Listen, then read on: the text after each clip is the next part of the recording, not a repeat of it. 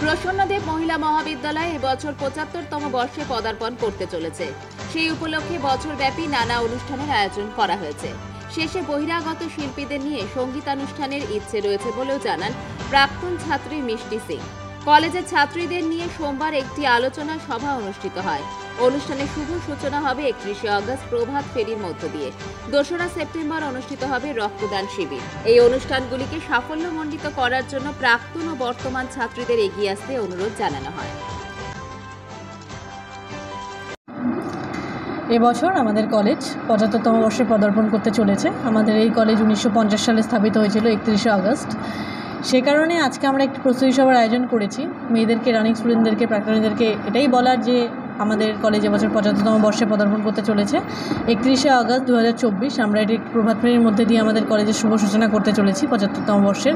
এবং ২রা সেপ্টেম্বর আমরা ব্লাড ডোনেশন ক্যাম্পের মধ্যে দিয়ে এবছর ৭৫তম বর্ষ শুরু করব এবং প্রভাত ফেরির মধ্যে দিয়ে ৭৫তম বর্ষ শুরু করব।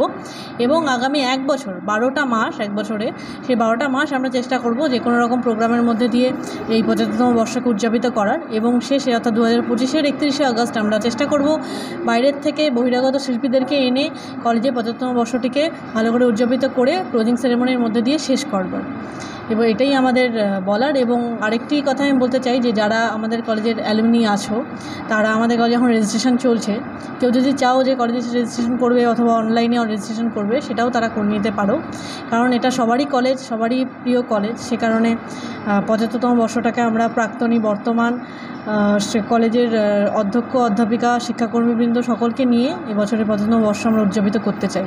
এবছর আমাদের কলেজ ৭৫তম বর্ষে পদার্পণ করলো, তো সেই হিসেবে আমরা সারা বছর ধরে প্রোগ্রাম আয়োজন করেছি। আর ৩১ তারিখ এই মাসে প্রভাত ফেরির মাধ্যমে আমরা এইটাকে উদযাপন করব। এছাড়া ব্লাড ডোনেশন ক্যাম্প আছে সেপ্টেম্বরের ২ তারিখ, তো সেটার মাধ্যমেও আমরা এই কলেজের প্রোগ্রামটাকে উদযাপন করব। আর সারা বছর ধরে তো থাকবেই নানা ধরনের প্রোগ্রাম।